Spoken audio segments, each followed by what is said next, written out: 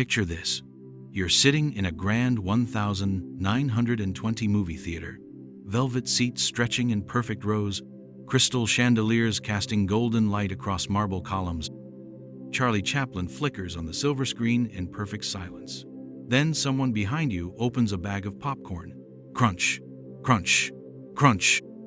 The entire theater turns to stare, not because they're jealous of your snack, but because you've just committed what many considered a cardinal sin against cinema. Welcome to the era when popcorn was public enemy number one in America's movie palaces.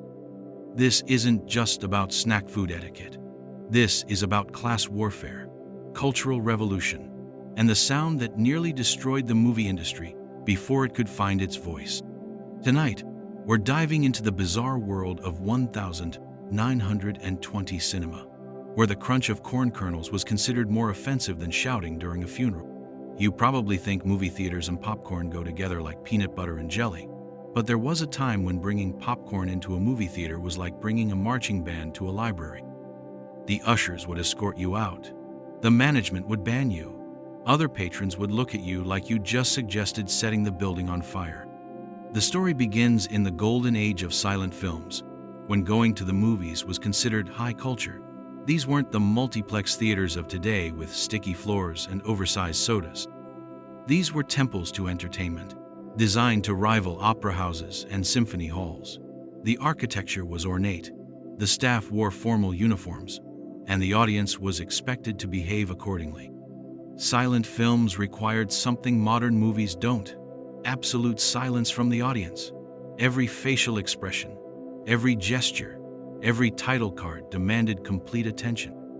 Directors and actors communicated through visual storytelling that could be ruined by the slightest distraction. One wrong sound could break the spell entirely. And popcorn? Popcorn was the enemy of everything these theater owners were trying to achieve. It wasn't just noisy, it was aggressively, persistently, unavoidably noisy. Each kernel exploded into sound when bitten, each chew echoed, each handful rustled like autumn leaves in a windstorm. Theater managers began posting signs: no food or drink permitted.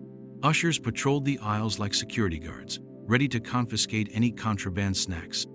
Some theaters even searched patrons' bags before allowing them inside. The battle lines were drawn: refinement versus refreshment, culture versus corn. But this war was about more than just noise levels. It was about who belonged in these new entertainment palaces and what kind of experience cinema was supposed to provide. The theater owners thought they were protecting art. They had no idea they were fighting a losing battle against one of the most persistent forces in American culture: the simple human desire to munch on something while being entertained. Chapter 2: Palaces of Culture. Step inside the Strand Theater in New York City, 1,921. Your feet sink into plush carpeting that costs more than most people's yearly rent. The ceiling stretches 3 stories high, painted with cherubs and gold leaf that catches the light from massive crystal chandeliers. Uniformed ushers in white gloves guide patrons to their seats with the reverence of museum curators. This isn't just a movie theater, it's a palace, and palaces have rules. The movie theater boom of the 1,920 was unlike anything America had ever seen. Theater owners weren't just building places to watch films, they were constructing monuments to sophistication. The goal was to make every customer feel like royalty, if only for 2 hours. These movie palaces featured marble staircases, velvet curtains, orchestras, and sometimes even live actors performing between films. The Roxy Theater in Manhattan seated over 60 people and employed a staff of 300. The Chicago Theater featured a Wurlitzer organ so massive it could mimic an entire orchestra. The Grauman's Chinese Theater in Hollywood became famous for its elaborate premieres and celebrity handprints. These weren't just businesses, they were cultural institutions trying to legitimize a brand new art form. And legitimacy was exactly what movies needed in the 1,920. Film was still seen by many as lowbrow entertainment, something for immigrants and working-class families who couldn't afford real culture like opera or theater. Movies had grown out of Nickelodeon's cramped, often dirty spaces that charged 5 cents for short films. They were associated with crowds, chaos, and yes, street food. Theater owners were determined to change that image. They hired architects who had designed grand hotels and government buildings. They installed elaborate ventilation systems, plush seating, and sound-dampening materials. Every detail was planned to create an atmosphere of refined elegance that would attract middle and upper-class customers. The staff was trained to act like servants in a luxury hotel. Ushers wore military-style uniforms, complete with brass buttons and gold braiding. They were expected to be courteous, well-groomed, and absolutely silent during films. Some theaters even required ushers to practice walking quietly so their footsteps wouldn't disturb the audience. The audience was expected to follow similar standards. Dress codes were common. No overalls, no work clothes. Men required to wear jackets. Behavior was strictly regulated. No talking, no rustling, no moving around during the film. Children were often banned entirely from evening showings. The goal was to create an environment as formal and respectful as a church service. Into this carefully controlled world came popcorn, with all its working-class associations and unavoidable noise. To theater owners, it represented everything they were trying to leave behind: the chaos of street vendors, the casualness of carnival foods, the unrefined tastes of the masses. But popcorn had something going for it that theater owners didn't fully understand. It was irresistible. The smell of fresh popped corn, the satisfying crunch, the affordable price. These simple pleasures appealed to everyone, regardless of social class. Even patrons who arrived, determined to maintain perfect decorum, found themselves craving that familiar snack. The theater owners thought they could simply ban it and move on. They underestimated the power of butter, salt, and human nature. Chapter 3. The Sound of Silence. Imagine trying to watch a movie where every emotion is conveyed through facial expressions and body language. No dialogue to explain the plot. No sound effects to build tension. No musical soundtrack except for a lone pianist in the corner. This was the world of silent films, where every visual detail mattered and every distraction was a disaster. Silent movie actors were masters of exaggerated expression. They had to communicate complex emotions using only their faces, gestures, and body language. A raised eyebrow could indicate suspicion. A clenched fist showed anger. A trembling lip revealed heartbreak. Audiences learned to read these subtle cues, but it required intense concentration. Directors used innovative camera techniques to tell their stories. Close-ups captured intimate moments. Wide shots established grand scenes. Title cards provided necessary dialogue and exposition, but sparingly. Too many words could break the visual flow. Everything was carefully choreographed to maintain the audience's attention and emotional connection. The live musical accompaniment was crucial to the experience. Most theaters employed at least one pianist, while larger venues featured full orchestras. These musicians didn't just play random songs. They carefully timed their music to match the on-screen action. A romantic scene might feature a gentle waltz. A chase sequence would get rapid, exciting rhythms. The music helped guide the audience's emotional response. But this delicate artistic balance was incredibly fragile. Any unexpected sound from the audience could shatter the illusion completely. A baby's cry during a tragic death scene. A man's cough during a romantic kiss. The crinkle of candy wrapper during a dramatic confession. These sounds weren't just annoying. They could ruin the entire experience for everyone in the theater. Theater managers became obsessed with controlling audience noise. They posted detailed rules about proper behavior. Signs warned against talking, moving around, or eating noisy foods. Ushers were trained to spot potential troublemakers and remove them quickly and quietly. Some theaters even employed silence police, special staff members whose only job was to maintain quiet during films. The most progressive theaters installed sound-dampening materials on walls and ceilings. They chose carpeting and seating specifically for their noise-reducing properties. Air conditioning systems were designed to run silently. Even the projectors were enclosed in soundproof booths to eliminate the mechanical clicking and whirring. Into this carefully engineered silence came popcorn, the ultimate acoustic nightmare. Each kernel produced multiple sounds: the initial crunch when bitten, the subsequent chewing, and the rustle of reaching for more. A single bag of popcorn could generate dozens of disruptive noises throughout a 2-hour film. Multiply that by even a small percentage of the audience, and the carefully crafted silence was destroyed. But the war against popcorn wasn't just about protecting the art of silent films. Theater owners were fighting to establish movies as legitimate entertainment worthy of respect. They believed that allowing noisy snacks would forever associate cinema with lower-class amusements like carnivals and vaudeville shows. They were probably right about the association, but they were completely wrong about what their customers actually wanted. Chapter 4: Carnival Origins. Before popcorn invaded movie theaters, it lived in a very different world. The chaotic, colorful, completely unrefined universe of street vendors and traveling carnivals. Understanding popcorn's humble origins helps explain why theater owners were so horrified by its presence in their elegant establishments. Popcorn wasn't invented in America, but Americans perfected the art of making it irresistible.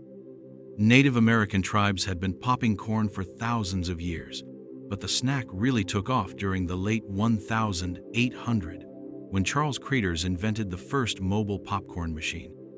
These steam-powered carts could be wheeled anywhere, making fresh popcorn on demand. The timing was perfect. America was urbanizing rapidly, and city dwellers were always looking for cheap, portable food.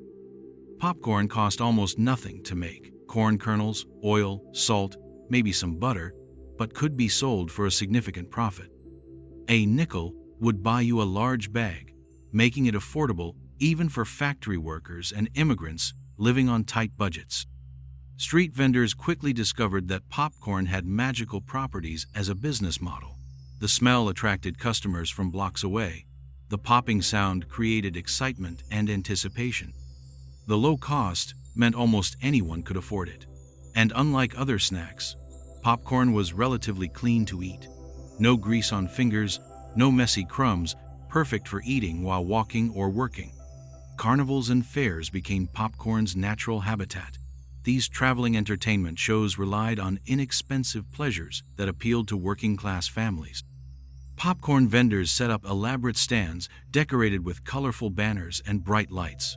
The sound of popping corn mixed with calliope music and carnival barkers to create an atmosphere of joyful chaos. This association with carnival culture was exactly what movie theater owners feared.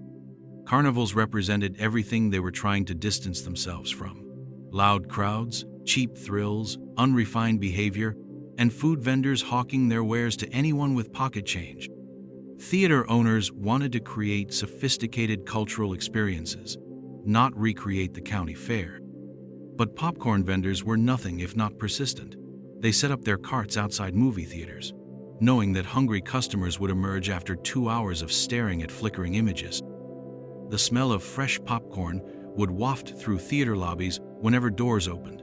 Some enterprising vendors even tried to sell their product inside theaters during intermissions. Theater managers responded with increasingly desperate measures. They hired security guards to keep vendors away from their buildings.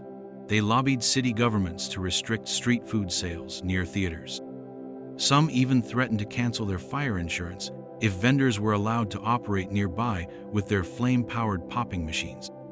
The conflict wasn't just about business, it was about identity. Theater owners saw themselves as cultural leaders, bringing art and refinement to the masses. Popcorn vendors represented commerce in its rawest form, selling simple pleasures to anyone willing to pay.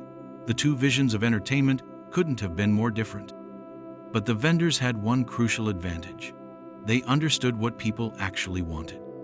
While theater owners worried about maintaining dignity and respectability, popcorn sellers focused on making their customers happy.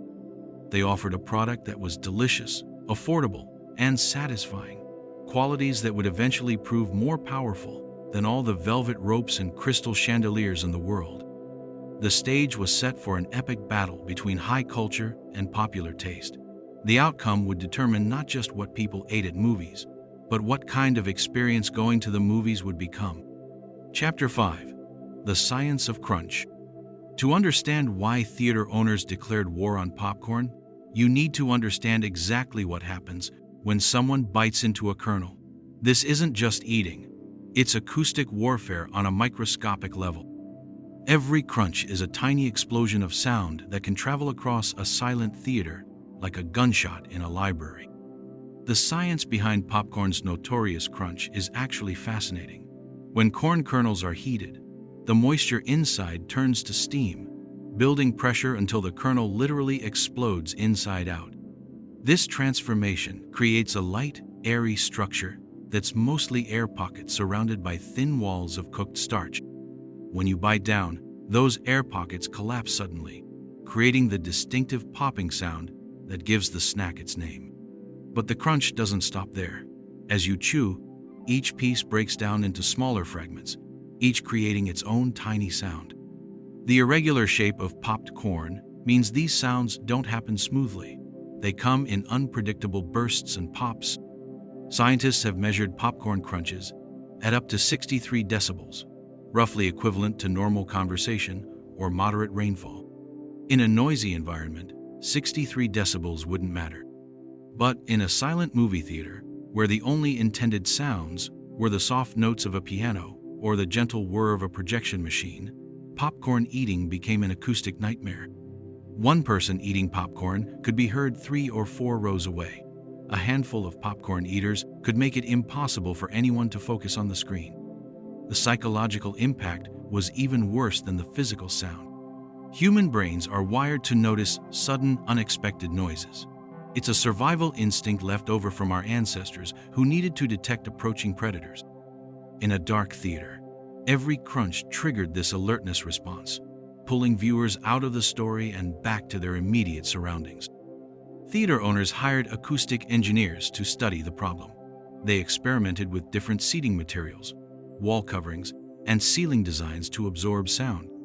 Some installed thick carpeting throughout their theaters, while others added heavy curtains around the auditorium. These modifications helped with general noise control, but were useless against the specific frequency range of popcorn crunching. The most desperate theater managers tried to develop quiet snacks as alternatives.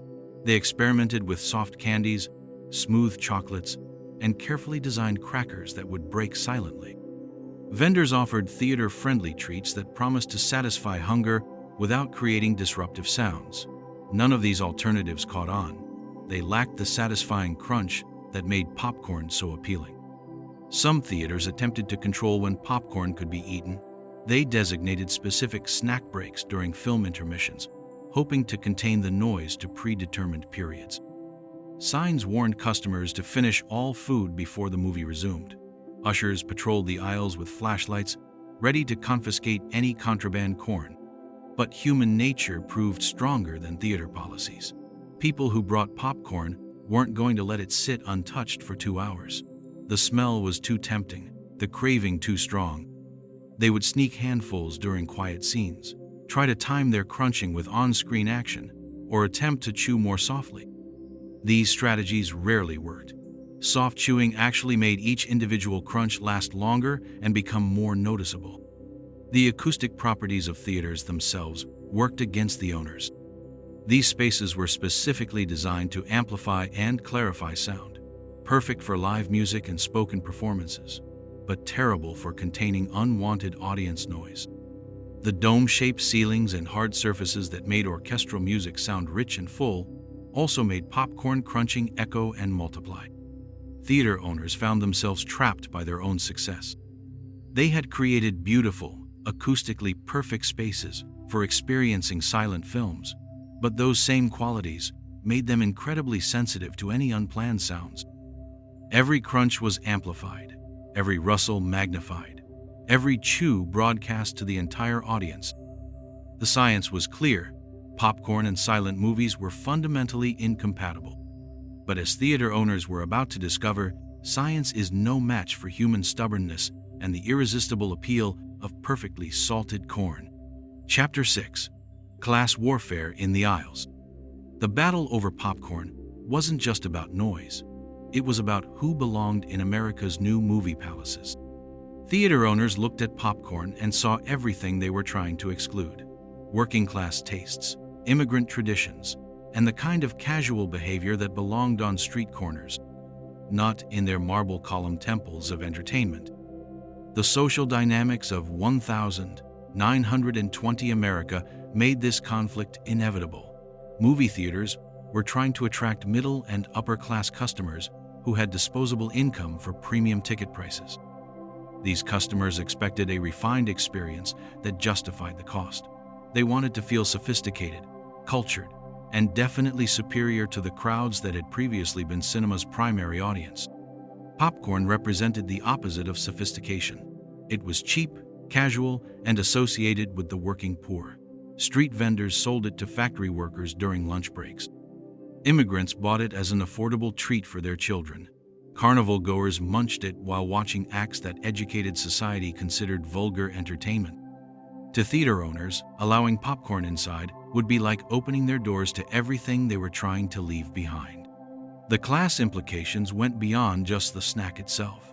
Popcorn eaters tended to be people who didn't understand or care about the unwritten rules of high culture. They talked during performances, moved around during quiet scenes, and generally treated movie theaters like casual entertainment venues rather than cultural institutions. They were the kind of customers who wore work clothes instead of evening dress and brought their children to adult shows.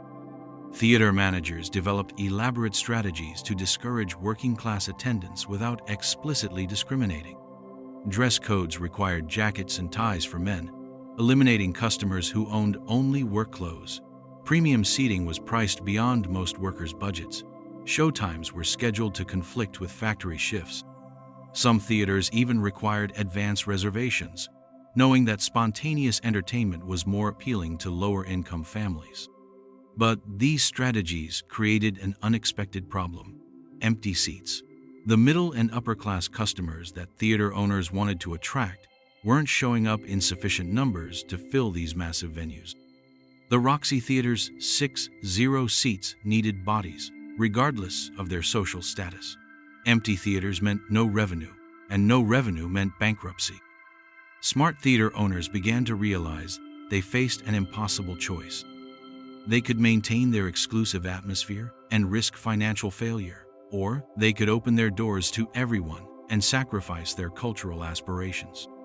The decision was made even more complicated by the rise of neighborhood theaters, smaller, less ornate venues that specifically catered to working-class audiences and had no pretensions about serving high culture.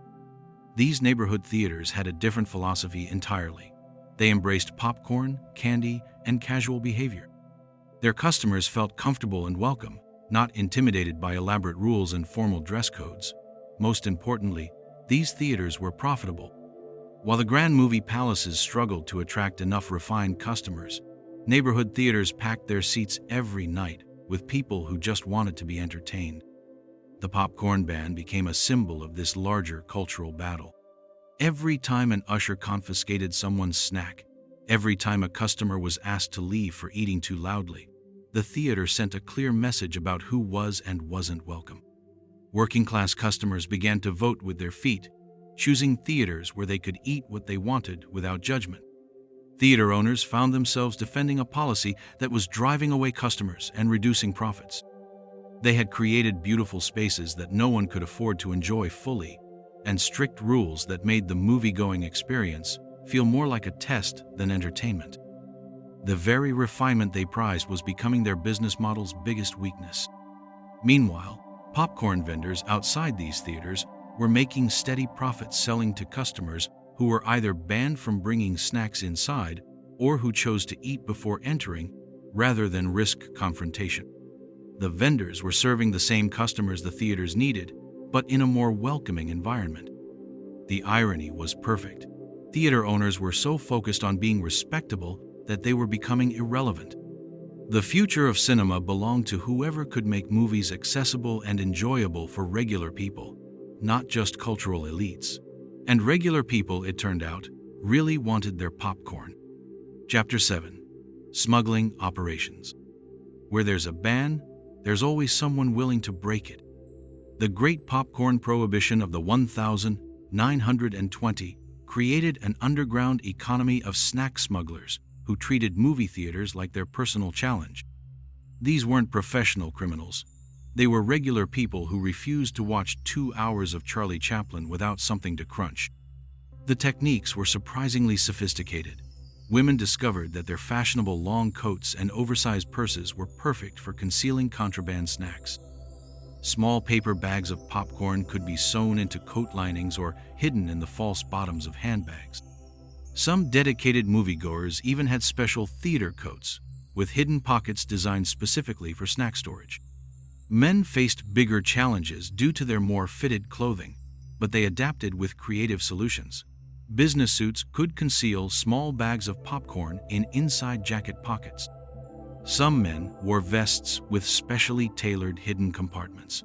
Others simply stuffed their trouser pockets with as much popcorn as they could manage, hoping the theater's dim lighting would hide the telltale bulges. Children became valuable accomplices in these operations. Their smaller bags were less likely to be searched, and ushers were generally more lenient with young moviegoers. Parents would distribute their popcorn among their children's coats and pockets, creating a family network of tiny smugglers. Some children became so skilled at this that they could redistribute snacks to their parents once safely inside the theater, all without attracting attention. The most ambitious smugglers developed elaborate timing systems. They would purchase popcorn from street vendors immediately before entering the theater, while it was still warm and aromatic. Then they would consume it strategically during the loudest parts of the film, during action sequences, scene transitions, or moments when the live pianist was playing particularly energetically. These timing experts could make a bag of popcorn last an entire movie without creating a single disruptive crunch during quiet scenes. Some theaters inadvertently made smuggling easier with their own policies. Elaborate entrance procedures gave customers time to adjust their contraband and plan their strategy. Long lobbies with multiple checkpoints allowed for snack redistribution between family members. Even the formal dress codes helped. The more layers of clothing required, the more hiding places were available. Theater ushers became unwitting participants in an escalating arms race. As smuggling techniques improved, detection methods had to become more sophisticated. Some theaters began using discreetly positioned mirrors to observe customers from multiple angles. Others trained their staff to recognize the specific body language of people carrying concealed snacks, the careful way they sat down, the protective positioning of arms and handbags. The most aggressive theaters instituted bag searches at the entrance, but this created new problems. Customers objected to having their personal belongings examined, especially women whose purses contained private items. The searches also created long lines and delays that disrupted the carefully timed show schedules. Some customers simply left rather than submit to inspection, taking their ticket money elsewhere. Underground networks developed among regular moviegoers. Experienced smugglers would share techniques with newcomers, creating an informal community of popcorn rebels. Information spread about which theaters had the most lenient policies, which ushers could be trusted to look the other way, and which seats provided the best cover for covert snacking. The most successful smugglers weren't the ones who brought the most popcorn. They were the ones who ate it most strategically. They learned to time their crunching with on-screen sounds, to chew slowly and deliberately during quiet moments, and to share their contraband with nearby audience members who might otherwise complain about the noise. These master smugglers understood that successful rule-breaking required not just defying authority, but doing so in ways that didn't disrupt other customers' enjoyment. Some theaters tried to combat smuggling by offering alternative snacks that met their noise standards. Soft chocolates, smooth candies, and silent mints were sold in lobbies at premium prices. But these substitutes missed the point entirely. People weren't just hungry for any snack. They specifically wanted the satisfying crunch and familiar taste of popcorn. No amount of expensive candy could replace that particular pleasure. The smuggling operations revealed something important about human nature and consumer demand.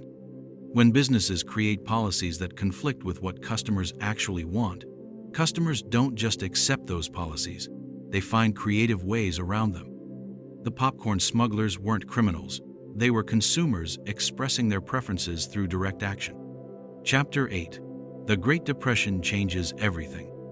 The year 1929 changed everything for American movie theaters, and it had nothing to do with sound technology or cultural attitudes. When the stock market crashed and the Great Depression began, suddenly those elegant movie palaces with their crystal chandeliers and marble floors became expensive luxuries that most Americans couldn't afford. Survival mattered more than sophistication, and popcorn was about to become the hero that saved the movie industry. Theater owners who had spent the previous decade banning popcorn and chasing away working-class customers suddenly found themselves desperate for any revenue they could generate.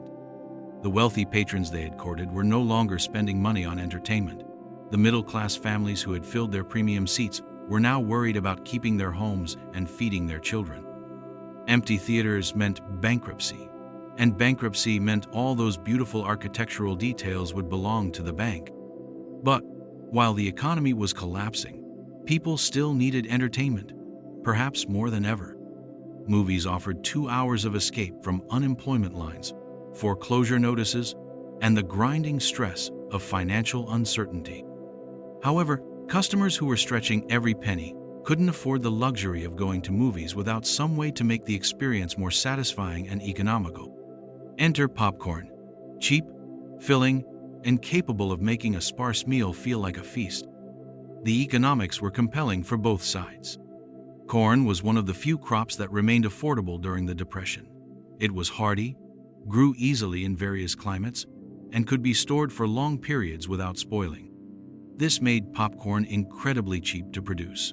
A bag that cost a theater owner 3 cents could be sold for 10 or 15 cents, generating profits of 300–400%. For struggling theater businesses, these margins were literally the difference between survival and closure. From the customer's perspective, popcorn offered remarkable value. For the price of a candy bar, you could buy enough popcorn to serve as a light meal. Families could share a large bag among several children, stretching their entertainment budget while ensuring everyone had something to eat. The salt and butter made even the humblest popcorn feel indulgent, providing a taste of luxury during austere times. Smart theater owners began to recognize that their previous policies had been not just elitist, but financially suicidal. The customers they had been trying to exclude were exactly the ones who still had enough money to attend movies regularly. Working-class families might not be able to afford premium tickets, but they could scrape together enough for basic admission plus snacks. Better to have a full theater of popcorn-crunching customers than an empty palace of cultural purity. The changeover wasn't immediate or universal.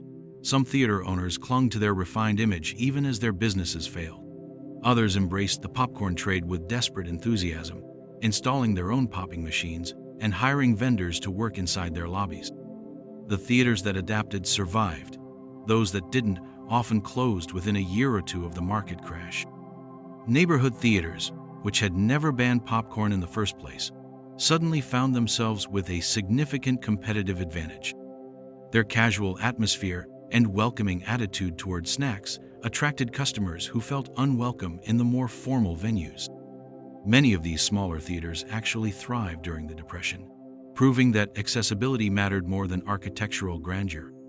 The irony wasn't lost on industry observers. The very snack that had been banned for destroying the refined atmosphere of movie theaters was now saving those same theaters from financial destruction. Popcorn sales often generated more profit per customer than ticket sales, turning what had been seen as a nuisance into an essential revenue stream. This economic pressure forced theater owners to confront an uncomfortable truth. Their customers' preferences mattered more than their own cultural aspirations. People wanted to eat popcorn at movies, and businesses that refused to accommodate this desire were choosing ideological purity over financial survival. In the harsh light of the Depression, that choice became clearly unsustainable. The transformation wasn't just about allowing popcorn, It was about recognizing that the movie theater business was fundamentally about serving customers, not educating them. The most successful theaters stopped trying to impose their vision of proper behavior and started focusing on what made people happy to visit and eager to return. Chapter 9. Technology to the Rescue. Just when the popcorn wars seemed destined to drag on forever, technology arrived with a solution that nobody had expected. The introduction of talking pictures in the late 1920s didn't just revolutionize filmmaking, it completely changed the acoustic landscape of movie theaters and made the great popcorn debate suddenly irrelevant. The first successful sound film, The Jazz Singer, premiered in 1927 and marked the beginning of the end for silent movies. Within just a few years, nearly every major film was being produced with synchronized sound. Dialogue, music, and sound effects were now part of the cinematic experience, fundamentally altering what audiences expected when they bought their tickets. For theater owners who had been fighting the acoustic battle against popcorn, talkies were a miracle. Suddenly, the carefully maintained silence that had made every crunch so noticeable was no longer necessary. The sounds coming from the screen were loud enough to mask most audience noise, including the dreaded popcorn crunch.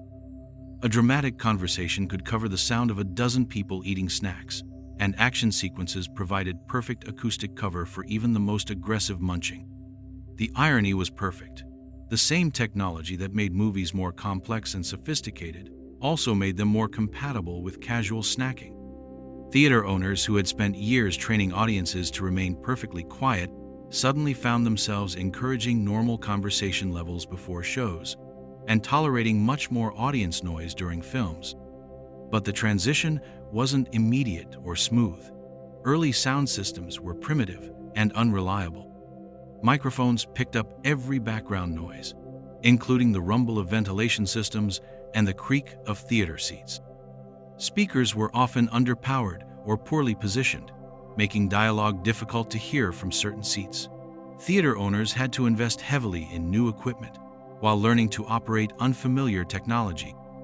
The acoustic engineering that had been designed to eliminate unwanted noise now needed to be reconfigured to support artificial sound reproduction.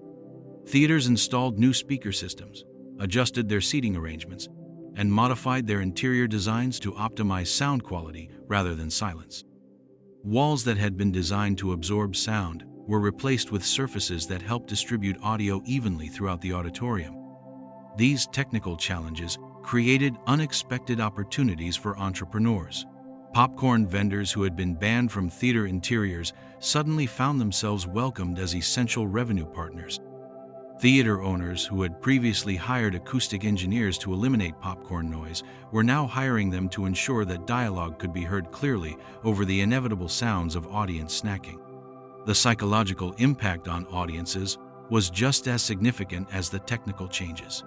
People who had been trained to sit in perfect silence during movies gradually learned to relax and behave more naturally. Conversations during slower scenes became acceptable. Children were allowed to react audibly to on-screen action. The rigid behavioral expectations that had made moviegoing feel like a cultural test were replaced with more casual and comfortable social norms. Sound films also required different kinds of audience attention. Silent movies had demanded intense visual focus. Every gesture and expression was crucial to understanding the story. Talking pictures allowed for more varied engagement styles. Audiences could listen to dialogue while occasionally looking away, eating snacks, or having whispered conversations without missing critical information. Theater owners discovered that the new technology actually enhanced the profitability of snack sales. The longer films required by complex storylines gave customers more time to consume food and drinks. The more relaxed atmosphere encouraged families to treat moviegoing as a complete social experience, including shared meals of popcorn and candy. Some theaters even began selling larger portions, knowing that customers would have plenty of time to finish them during longer shows. The technical staff who operated the new sound equipment became inadvertent allies of popcorn vendors.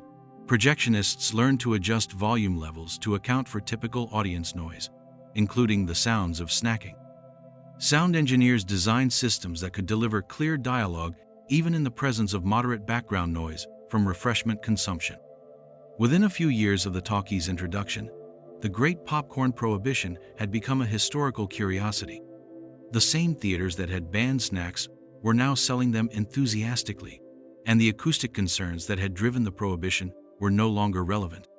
Technology had solved a social problem that years of rules and enforcement had been unable to address.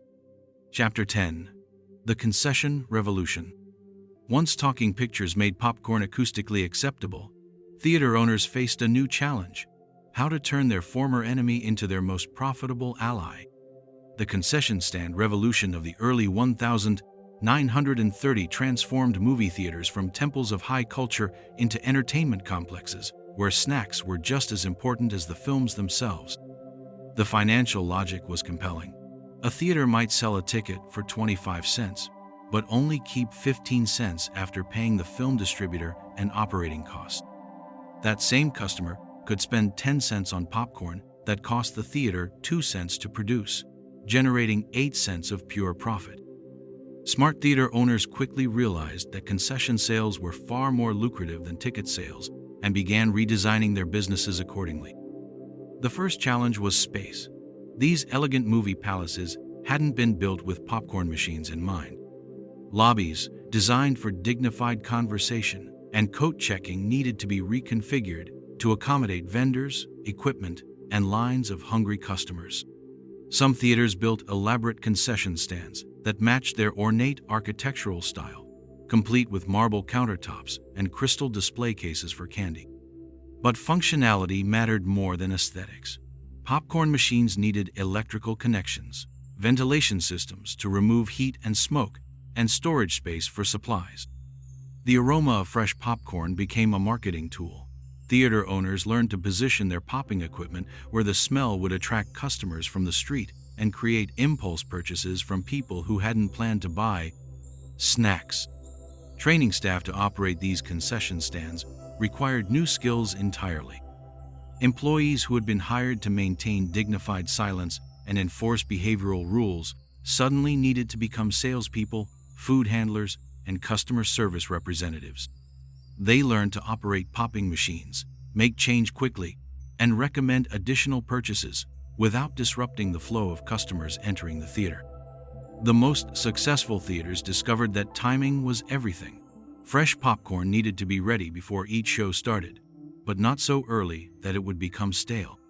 Staff learned to coordinate popping schedules with film times, ensuring that the irresistible aroma would hit customers just as they were making their purchasing decisions.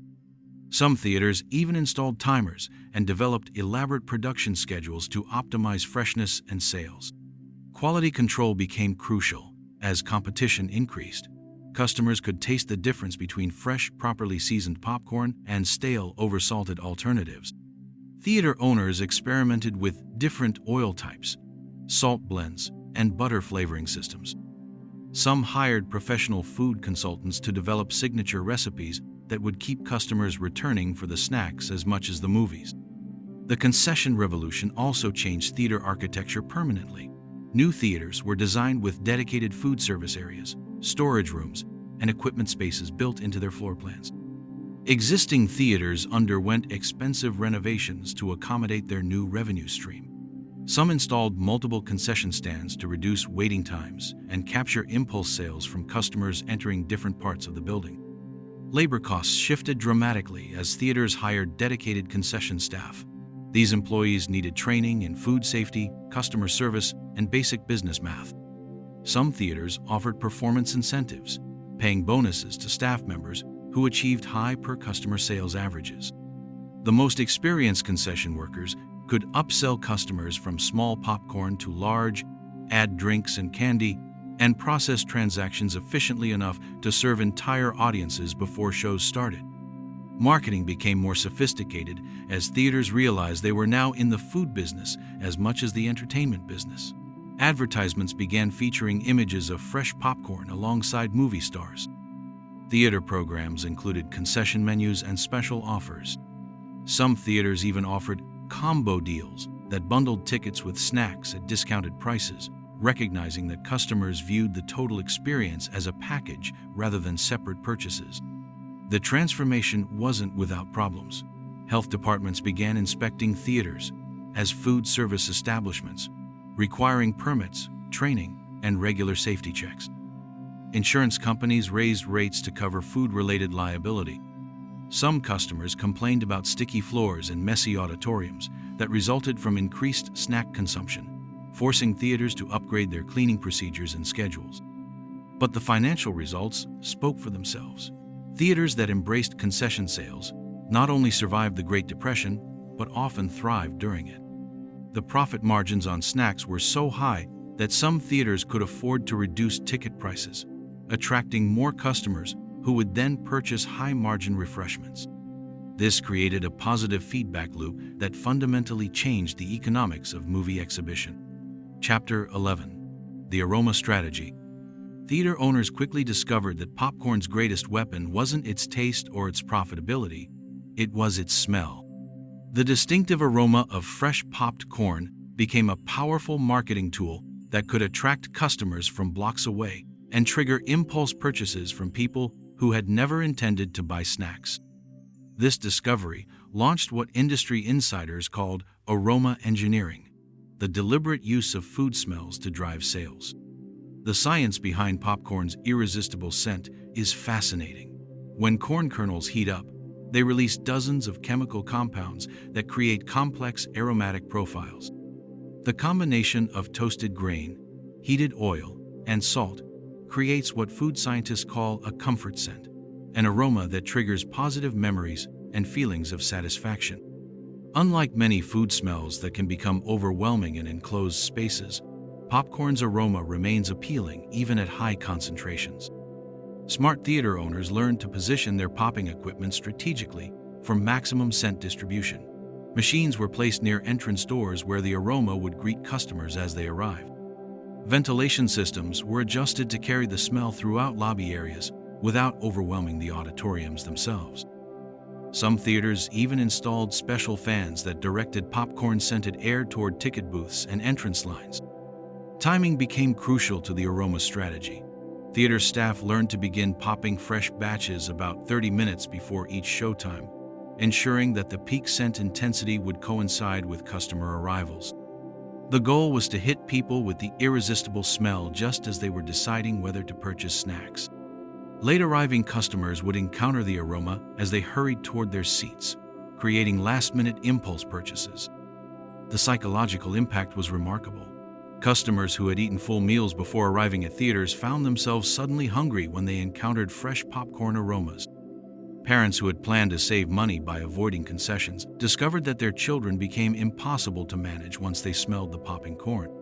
Even adults who consciously recognized the manipulation often found themselves unable to resist the sensory appeal. Theater owners began experimenting with different oils and seasonings to enhance their signature scents. Some used coconut oil, which created a sweeter, more tropical aroma. Others tried specialty salts or butter-flavored toppings that would create unique smell profiles.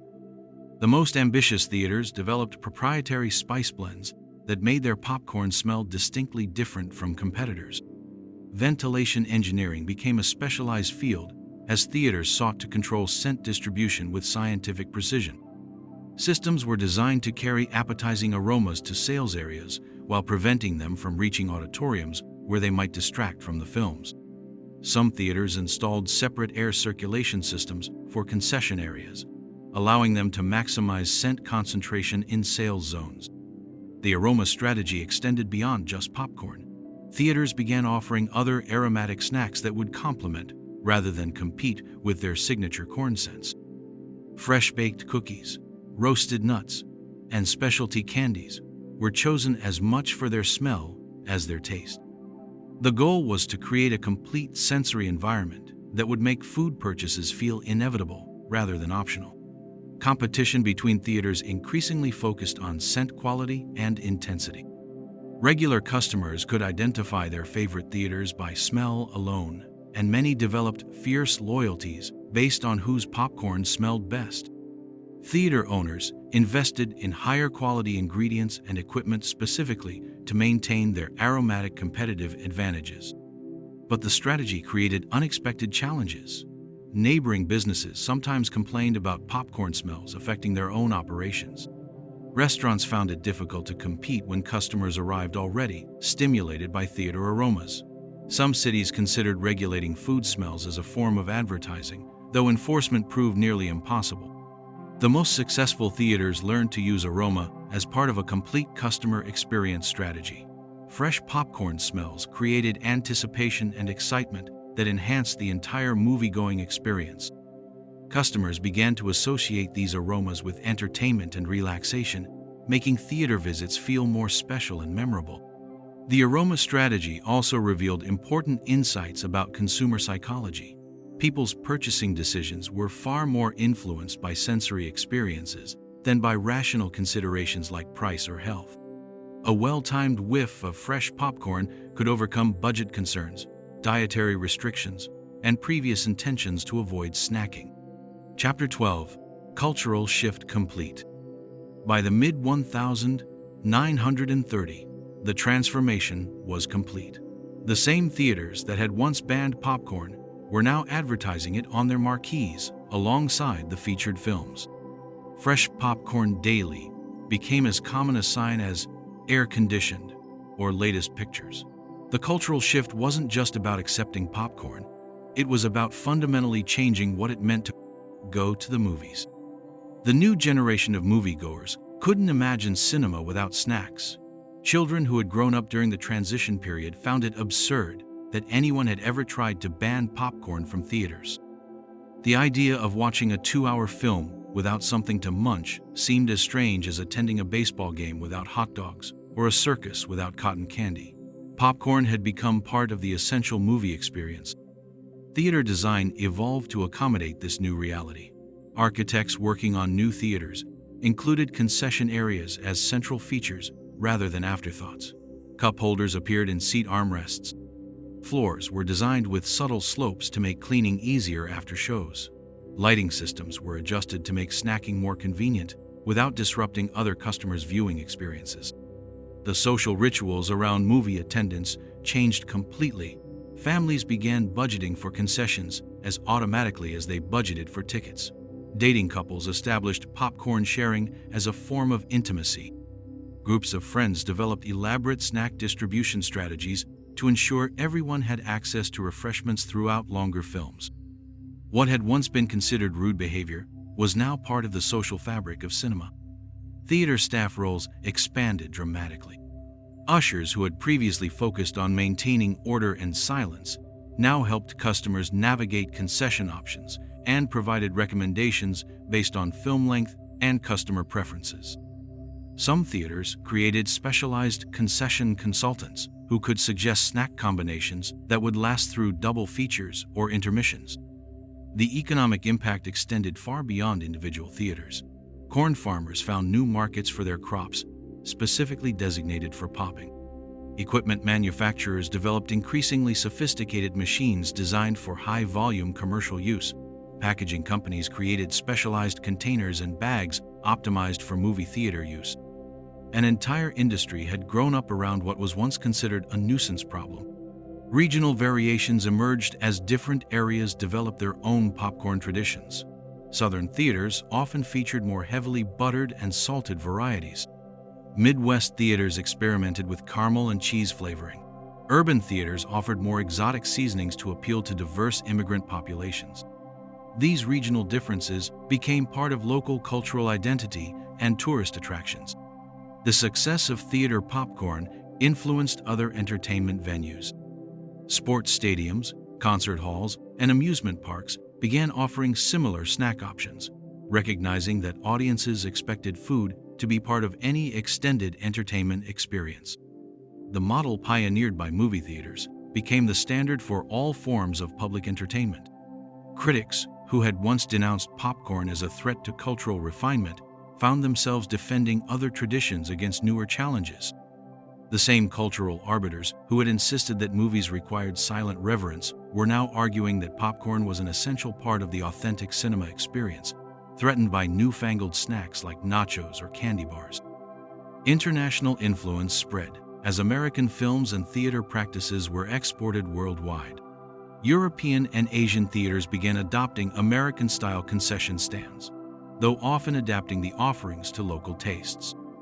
Popcorn became a symbol of American entertainment culture, as recognizable internationally as Hollywood stars or jazz music. The transformation revealed important truths about cultural change and consumer power.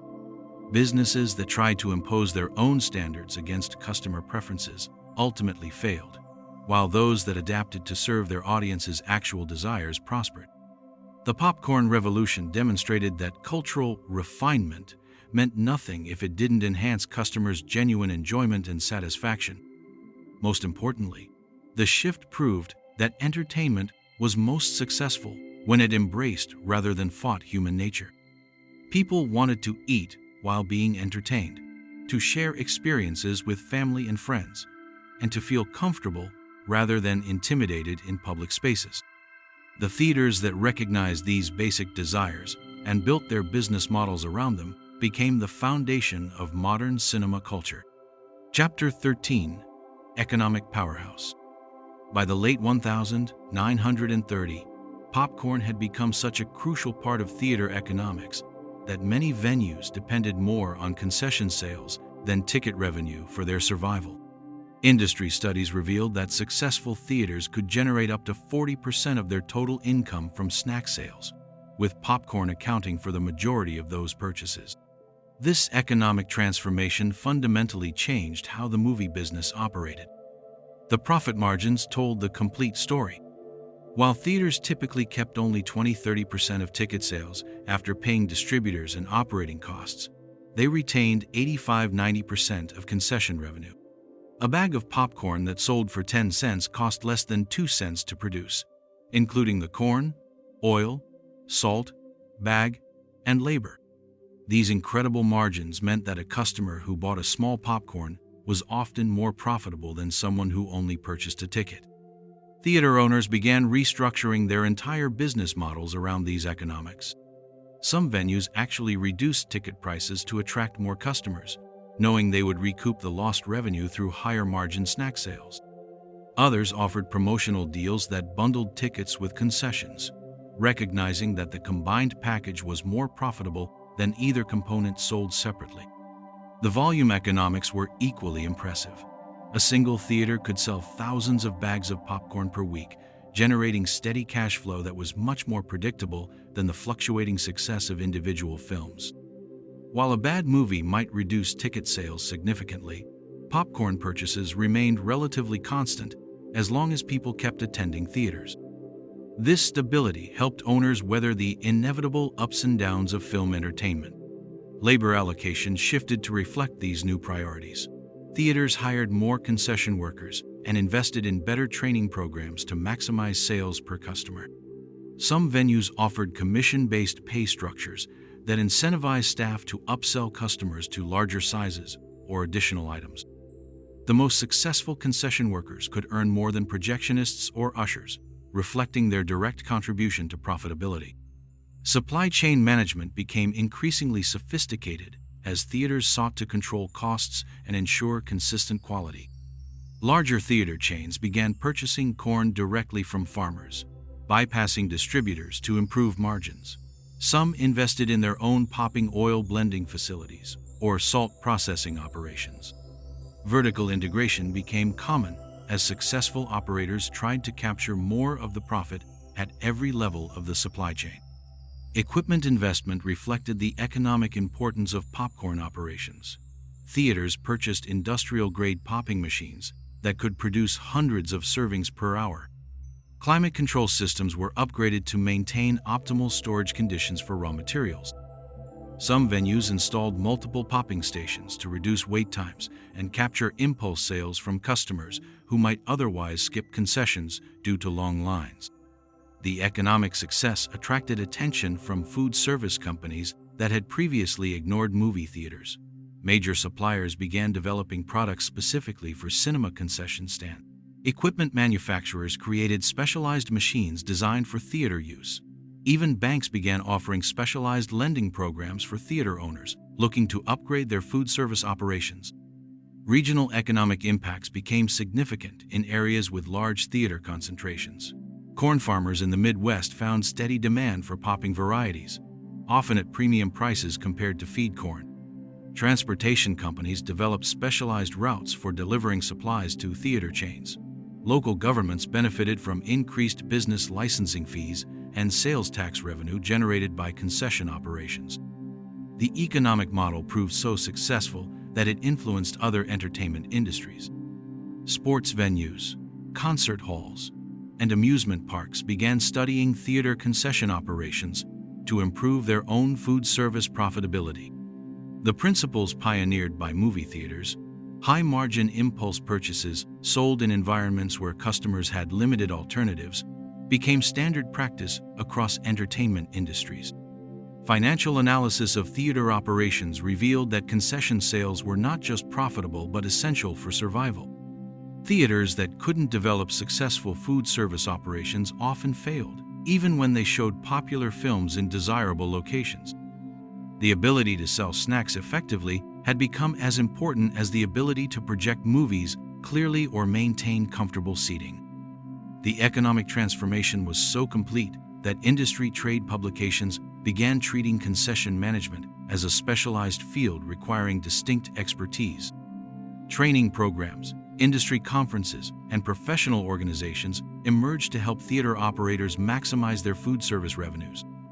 What had once been considered a side business had become central to the entire movie exhibition industry. Chapter 14: Health Concerns and Moral Panic.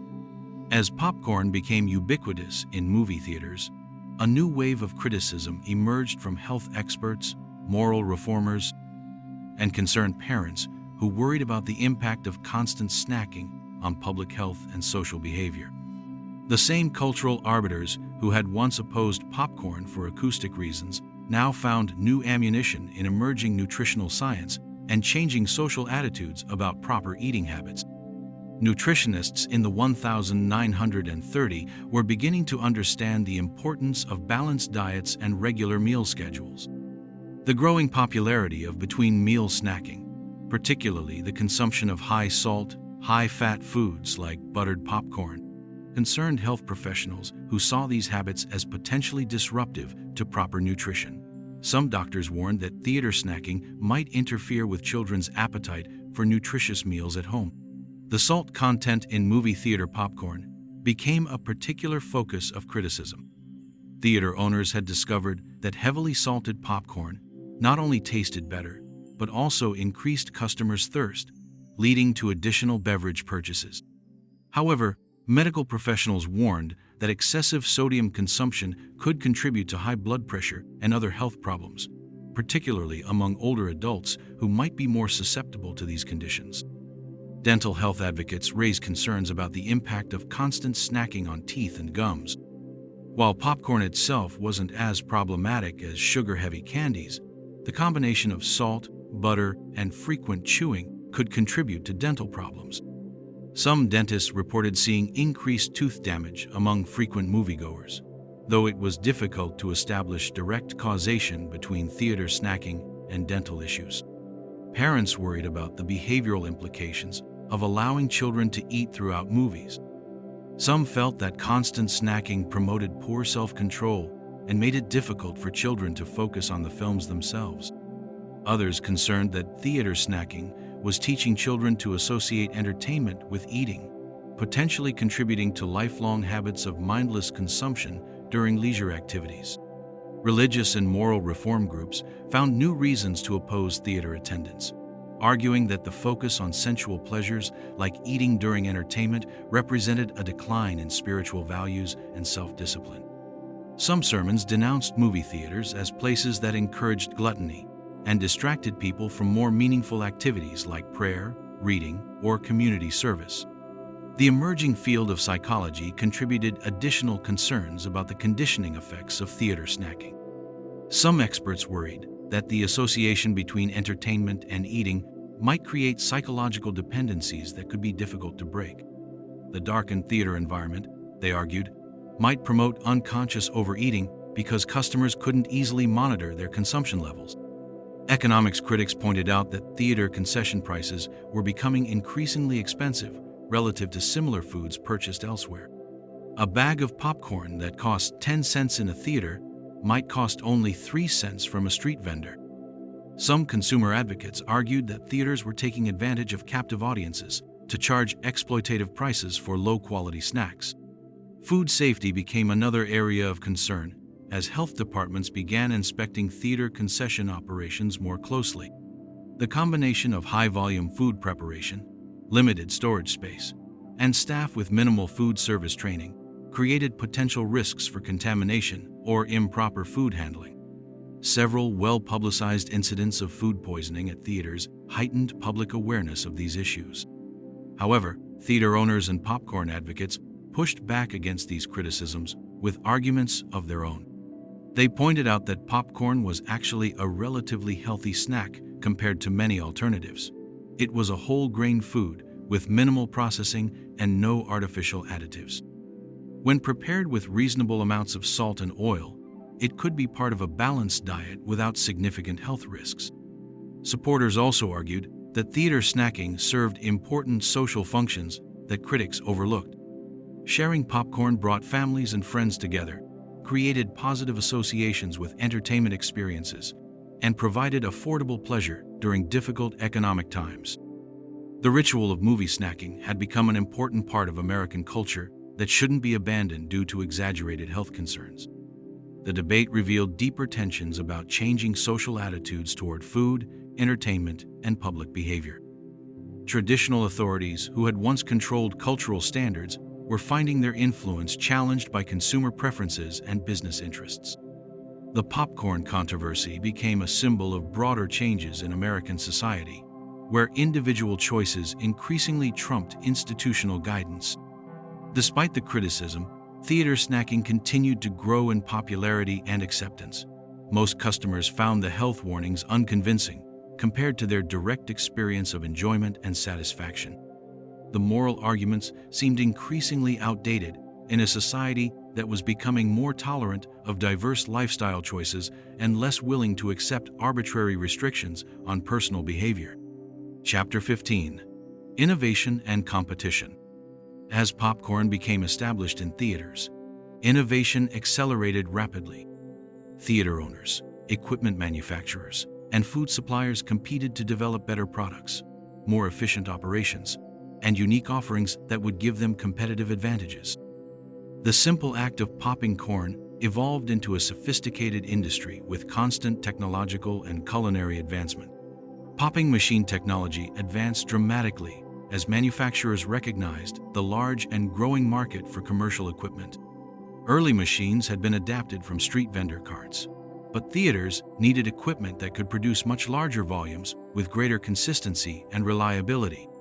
New designs featured improved heating systems, better agitation mechanisms, and more efficient oil distribution systems that produced more uniform results. The most significant innovation was the development of continuous production machines that could pop corn steadily throughout the day rather than in discrete batches. These systems allowed theaters to maintain fresh product constantly available while reducing labor costs and improving customer service. Some advanced machines even included automatic seasoning dispensers that could apply precise amounts of salt and butter to each batch. Oil technology became a specialized field as suppliers developed blends specifically designed for commercial popcorn production. Different oils provided distinct flavors, aromas, and shelf-life characteristics. Coconut oil became popular for its sweet scent and long-lasting freshness, while corn oil was preferred by theaters seeking a more neutral flavor profile. Some suppliers offered proprietary blends that promised unique taste signatures. Seasoning innovation exploded as theaters sought to differentiate their offerings from competitors. Beyond basic salt and butter, vendors experimented with cheese powders, caramel coatings, chocolate drizzles, and exotic spice blends. Some theaters offered multiple flavoring stations where customers could customize their purchases with different combinations of seasonings and toppings. Packaging evolved from simple paper bags to sophisticated containers designed to maintain freshness, prevent spillage, and enhance the consumption experience. Waxed containers resisted oil stains better than plain paper. Specialized shapes and sizes optimized for different customer needs, small portions for children, large containers for families, and narrow designs that fit easily in cup holders. Quality control became increasingly important as customers developed more sophisticated expectations. Theaters invested in testing procedures to ensure consistent kernel popping rates, optimal moisture content, and uniform seasoning distribution. Some chains developed detailed operational manuals that specified precise procedures for every aspect of popcorn preparation and service. Supply chain innovations included specialized corn varieties bred specifically for commercial popping. These hybrid strains offered improved expansion rates, better texture, and more consistent results compared to traditional field corn. Some suppliers offered pre-seasoned kernels that reduced preparation time and ensured more uniform flavoring throughout each batch. Storage and inventory management systems were developed to maintain product quality while minimizing waste. Proper storage of raw corn required specific temperature and humidity controls to prevent spoilage and maintain popping performance. Theaters learned to rotate stock systematically and monitor storage conditions to ensure optimal quality for their customers. Regional specialization emerged as different areas developed signature approaches to popcorn preparation and service. Midwestern theaters often featured heartier, more buttery varieties that reflected local agricultural traditions. Coastal theaters experimented with lighter, more health-conscious preparations. Urban venues offered more exotic flavoring options to appeal to diverse populations. Competition between suppliers intensified as the market grew larger and more profitable. Equipment manufacturers offered financing programs and service contracts to attract theater customers. Ingredient suppliers competed on price, quality, and reliability. Some companies offered comprehensive packages that included equipment, supplies, training, and ongoing support services. The most successful innovations were those that addressed real operational challenges faced by theater owners. Equipment that reduced labor requirements, improved consistency, or increased production capacity provided clear economic benefits.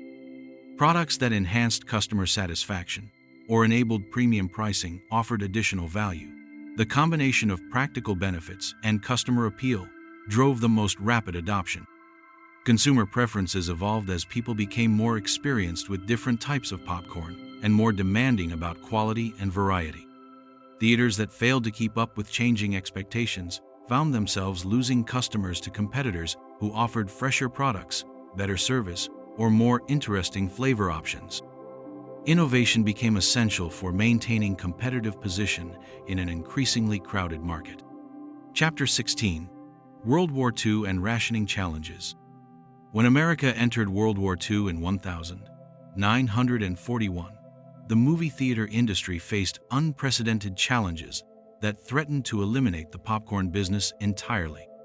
Government rationing programs restricted access to many of the essential ingredients that had made theater snacking profitable, forcing owners to develop creative solutions or risk losing their most important revenue stream during a time when entertainment was more crucial than ever. The most serious problem was oil rationing. The fats and oils used for popping corn were also essential for military food production and industrial applications.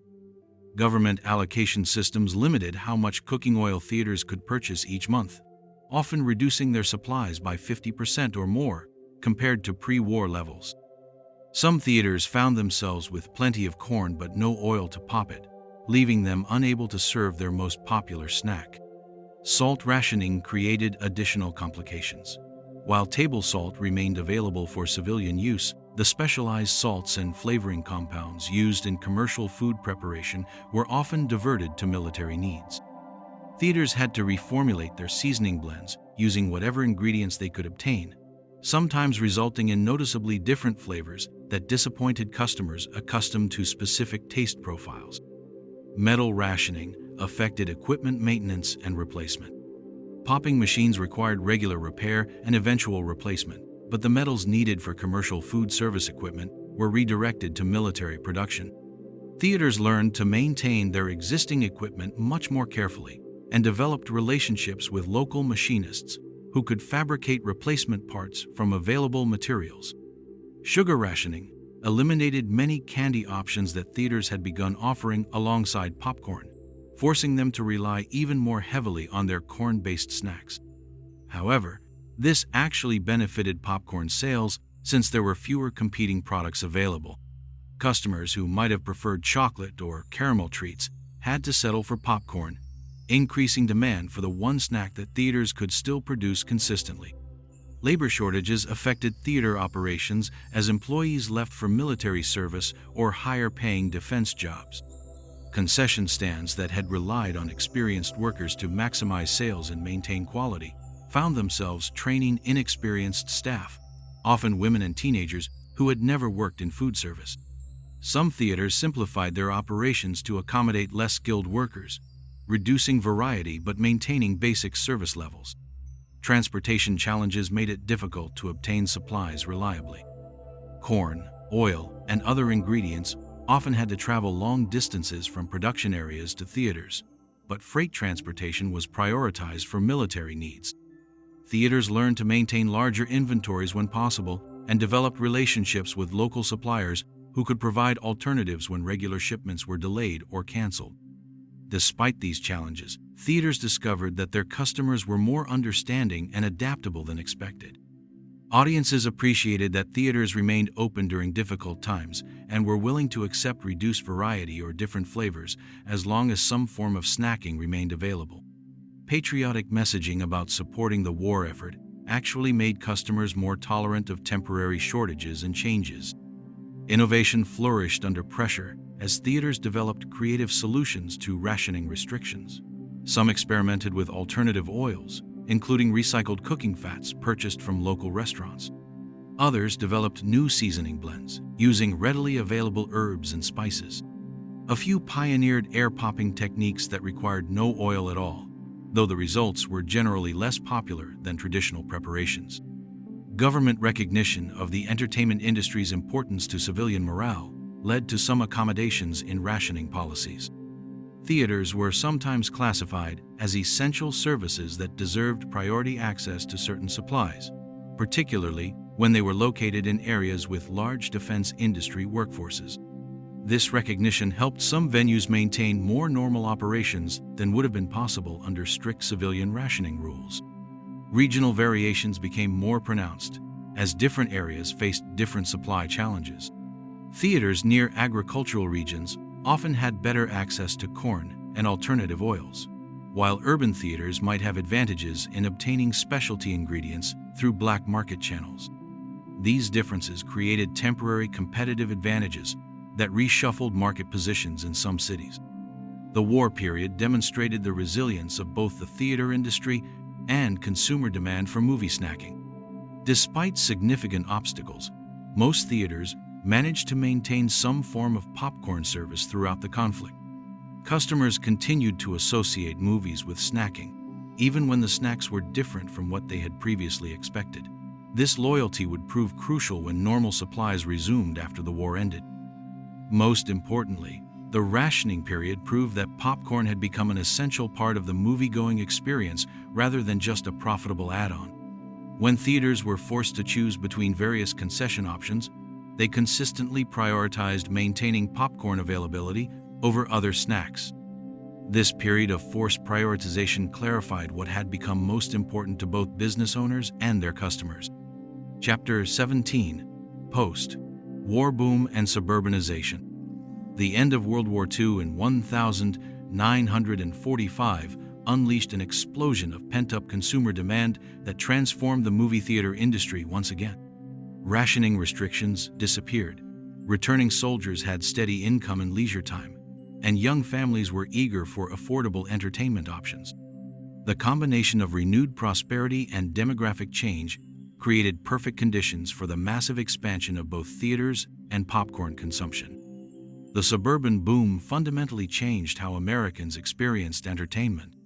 New residential developments built outside city centers needed their own theaters, but these venues were designed very differently from the grand urban movie palaces of the 1920s.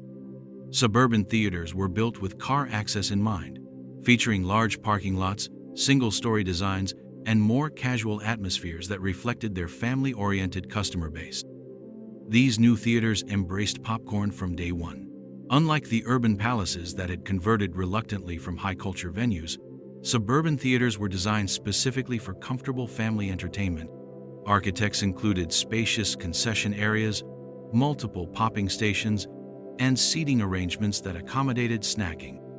The idea that movies and popcorn might not go together seemed absurd to this new generation of theater owners.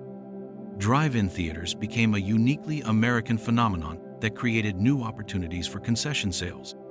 These outdoor venues allowed families to watch movies from their cars while eating food they brought from home or purchased from on-site concession stands. Drive-ins needed high-margin snack sales even more than traditional theaters because their operating costs per customer were higher and their peak season was limited to warm weather months.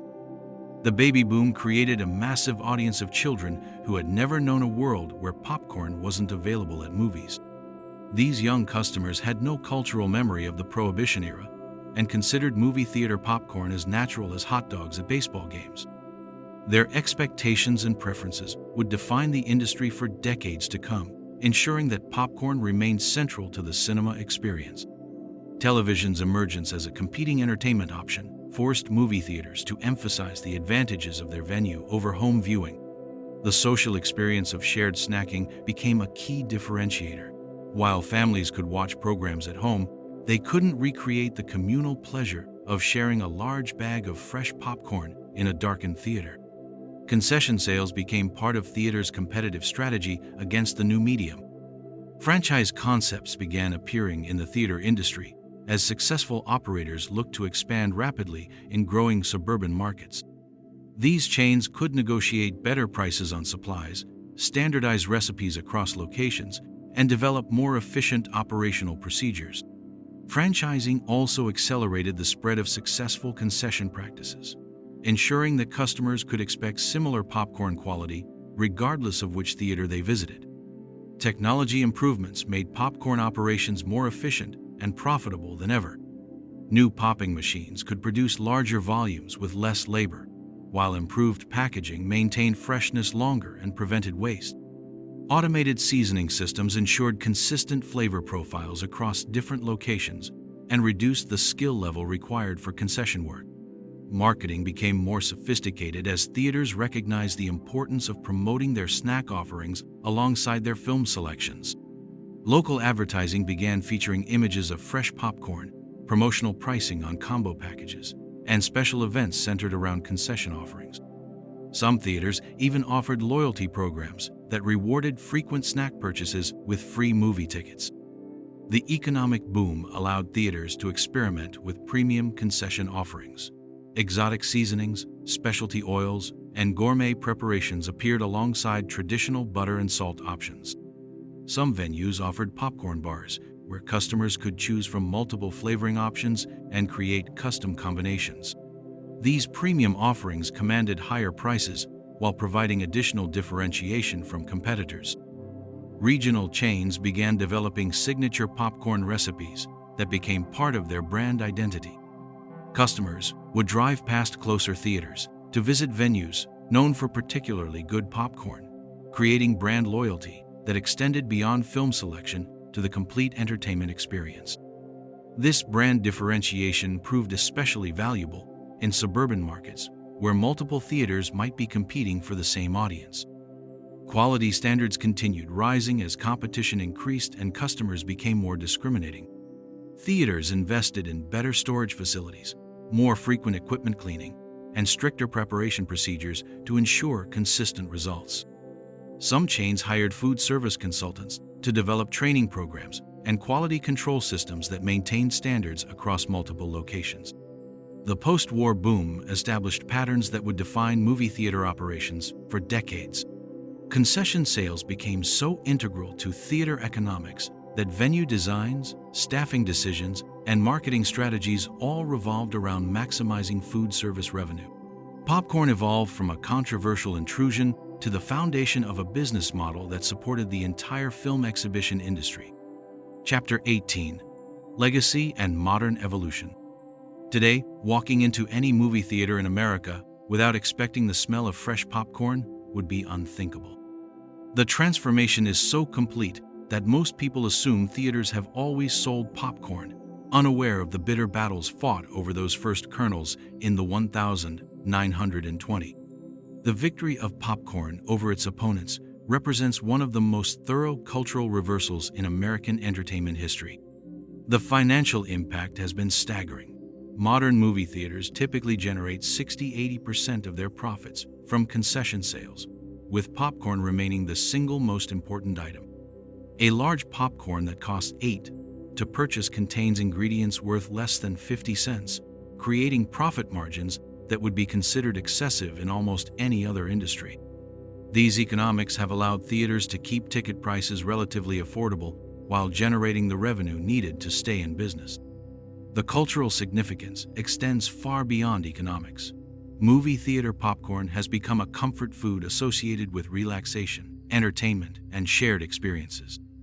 The distinctive aroma triggers immediate associations with cinema, while the act of sharing a bag during a movie creates social bonds and lasting memories. What began as an acoustic nuisance has evolved into an essential part of American cultural ritual. Global influence spread as American movie culture was exported worldwide. International theater chains adopted American-style concession stands, though often adapting offerings to local tastes. In some countries, movie theaters offer sushi, beer, or regional specialties alongside traditional American popcorn. However, popcorn remains the universal baseline that defines the movie-going experience across cultures and continents. Technology continues evolving to serve the popcorn industry. Modern theaters use computer-controlled popping systems that maintain precise temperatures and timing.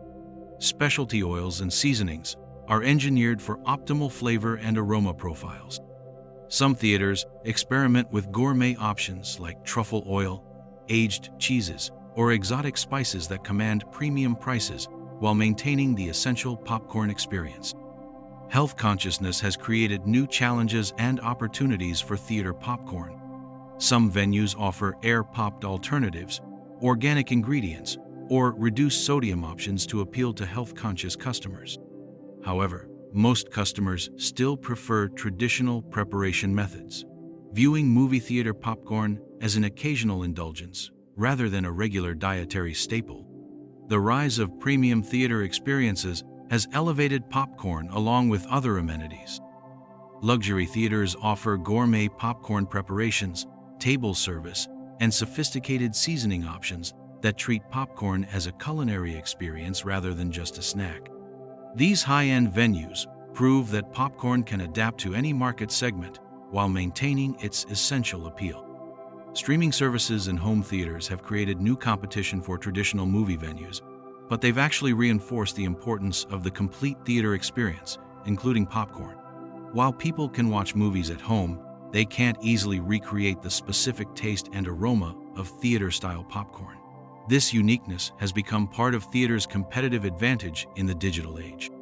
Nostalgia marketing capitalizes on popcorn's association with classic movie experiences. Retro-themed theaters, vintage popcorn machines, and old-fashioned preparation methods appeal to customers who want to connect with cinema's golden age. Some venues even recreate 1,950 drive-in experiences, complete with period-appropriate concession offerings. Research continues revealing new insights about why popcorn and movies work so well together. So yes, some 1,920 cinemas banned popcorn. The crunch bothered silent film lovers. The crumbs bothered owners. The carpet suffered. Then the movies talked. The economy crashed. Sugar got scarce, and the lobby filled with poppers. The room learned to live with the sound, because the sound of staying open was louder. Next time you lift a kernel in a crowded theater, listen for the past. A hush, a glare, a piano chord, a rule, long gone, that once kept the butter at the curb.